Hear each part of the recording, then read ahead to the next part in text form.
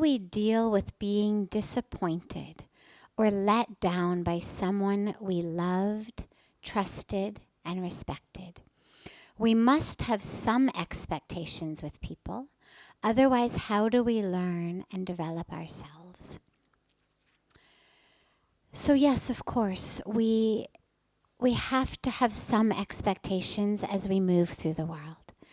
We speak so frequently in satsang, in programs, in all of the spiritual literature about the importance of non-attachment, about the importance of no expectations. Pujya Swamiji always says, expectation is the mother of frustration. But the second part of what he says is, acceptance is the mother of peace and joy.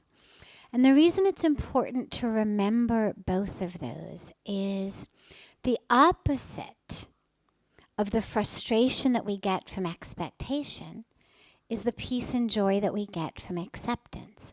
It's not never expect. It's always accept what happens, even if it wasn't what you expected. So for example,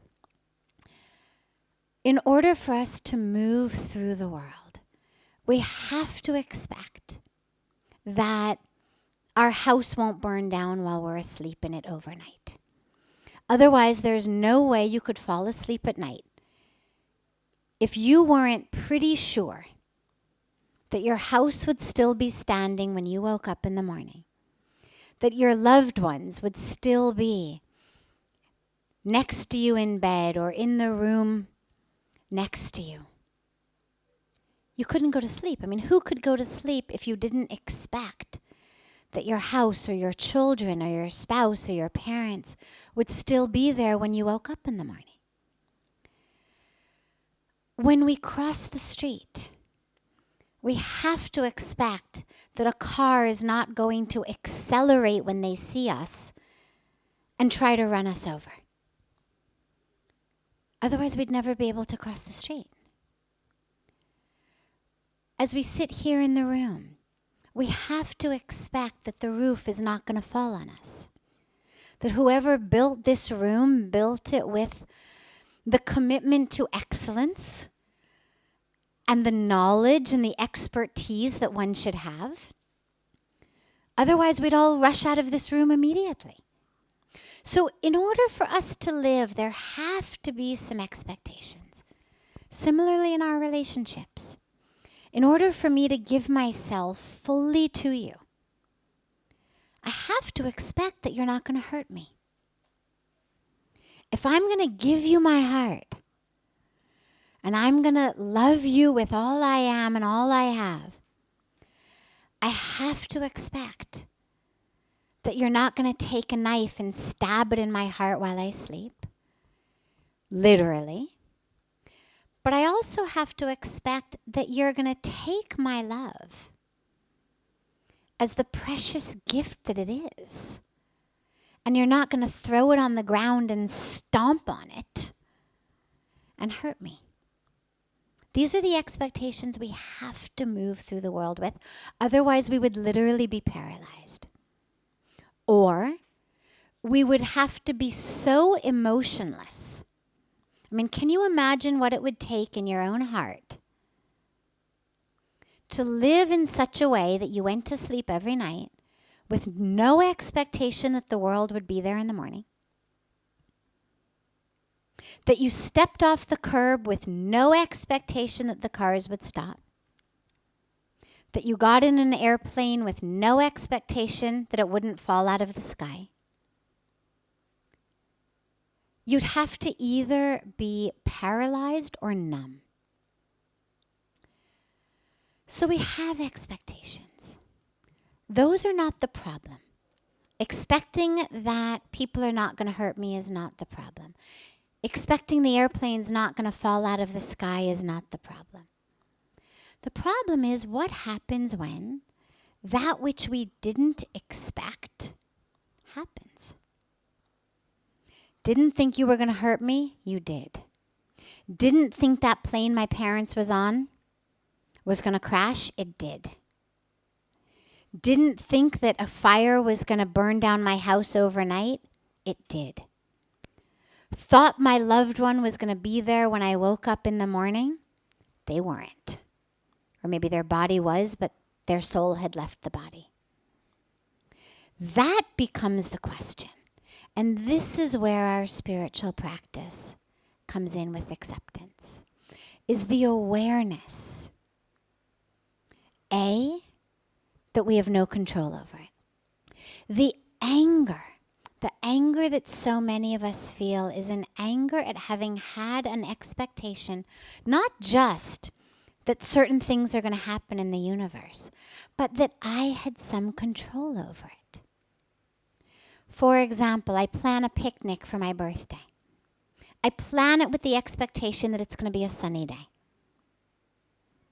I certainly know it could rain. It rains. Most of us would be slightly disappointed, but we wouldn't be absolutely furious. Why?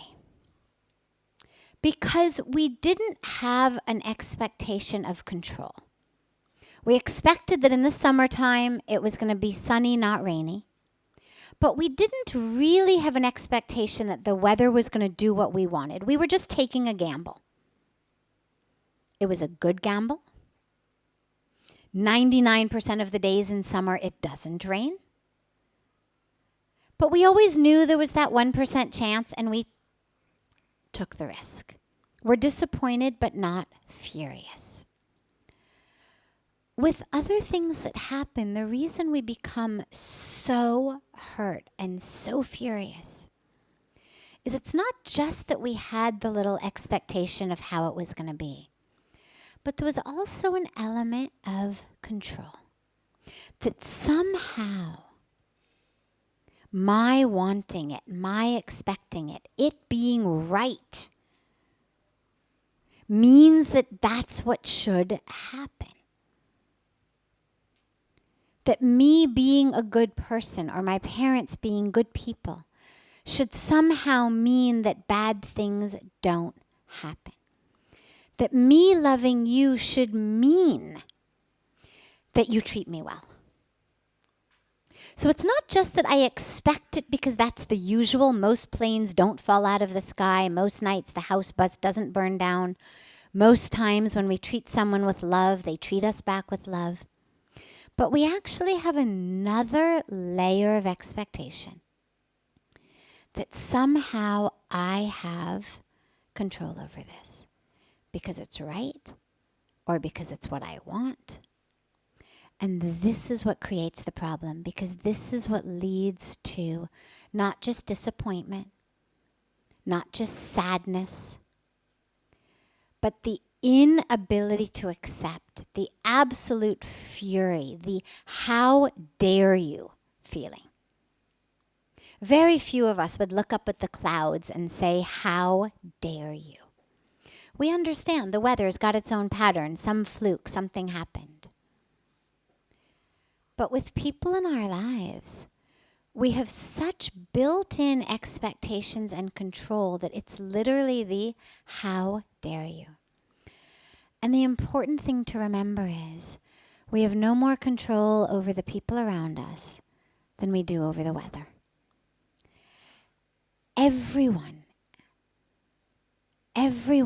is living out their own karmic package. Doesn't mean they weren't trying, doesn't mean they're not good people, doesn't mean they didn't intend to love us and to treat us well. It's just that everyone is going through their own karmic package. And as I always say, everyone's got their own toolbox. If I've got a toolbox in my hands and I come upon a nail, well, what the situation requires is a hammer. In order to effectively deal with the nail, I should be able to pull a hammer out of my toolbox and hammer it back in.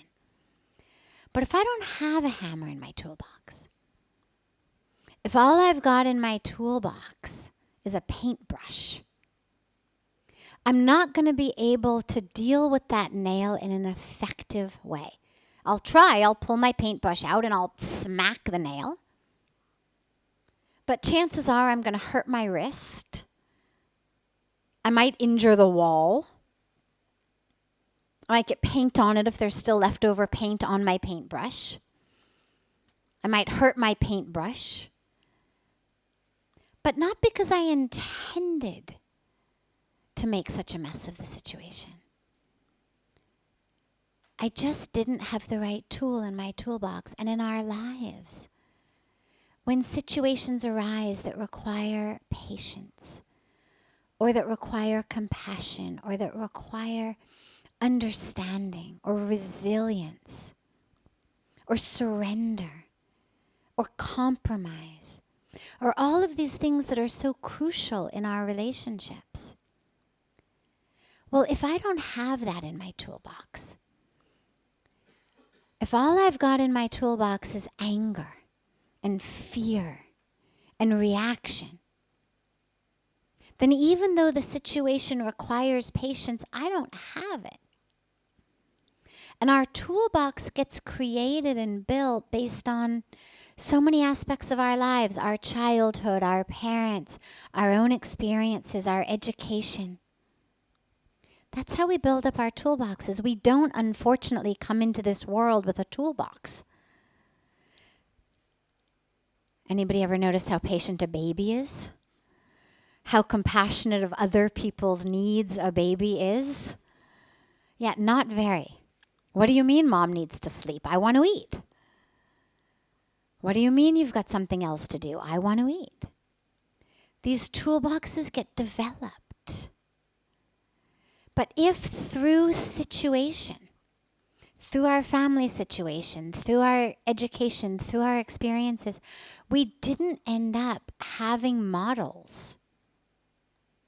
Because that's what it is. I mean, if I go to a restaurant and I've got a bill and I have to calculate a tip, or we each have separate bills and we have to calculate what's the total. Well, I'm going to rely on my mathematics skills, my addition skills, my subtraction skills, assuming I've got them. Where did I get them? I got them in school. They were modeled to me by a teacher who stood there with a chalkboard. And she wrote addition, and then she made me do it over and over and over again, so that now in life, if I'm sitting there and there's a bill, I can figure it out. I can figure out what 15% of most things is. It was modeled for me. But if nobody ever modeled patience for me, because this stuff we don't learn in school, unfortunately. Along with mathematics, we really should have classes in life. How to be patient, how to be compassionate, how to accept, how to have understanding. But we don't learn it in school, and if we don't get it from our parents or our immediate family or the world around us, we end up with a toolbox that's empty, or that's full of that which was modeled, impatience, anger, reaction. And so that's what I respond with. So when you're on the receiving end, when you're the nail in the paintbrush situation, and it feels like, what in the world is this person doing? It's so obvious that in this moment, I need a hammer. We feel, I need love, I need understanding, I need patience, I need care, I need loyalty. And when those around us are not able to give it to us, we get angry. But if we can look at it as they don't have it in their toolbox, they're responding with what they do have. And to recognize the problem's not us. It's not that I can't recognize the nail. It's just I don't have the ability to deal with it effectively, skillfully. And so that's the way to handle these situations, is certainly, if I'm a nail, I expect that hammers are going to know what to do with me. But on the occasion where there is no hammer, where there's a paintbrush, well, I'm going to get whacked around. I'm going to get paint splattered on me. I'm not going to get hammered in properly. I might end up flat on my side against the wall. because all the person in that situation had was a paintbrush. And not allow ourselves to get furious at it. My favorite quotation on this is the quotation from Swami Dayanand Saraswati Ji Maharaj, who said, success is not what you make, not what you earn, not what your degree is or your title is. Success is how you respond to the inevitable times. Inevitable times. They will happen. When the universe does not act in the way you think it should. So that's our spiritual practice. How do I react? I had an expectation. It wasn't fulfilled. Now is where my test comes in. How can I find acceptance? And remember, lastly, acceptance doesn't mean condoning it. It doesn't mean I think it's okay. It doesn't mean it's okay to have my heart stomped on. It doesn't mean it's okay to be cheated on. It doesn't mean it's okay for the roof to fall on us or a driver to plow us down. Or for your loved one not to be there when you wake up in the morning. Acceptance doesn't mean it's okay. It just means I don't have any control over anything except my reaction.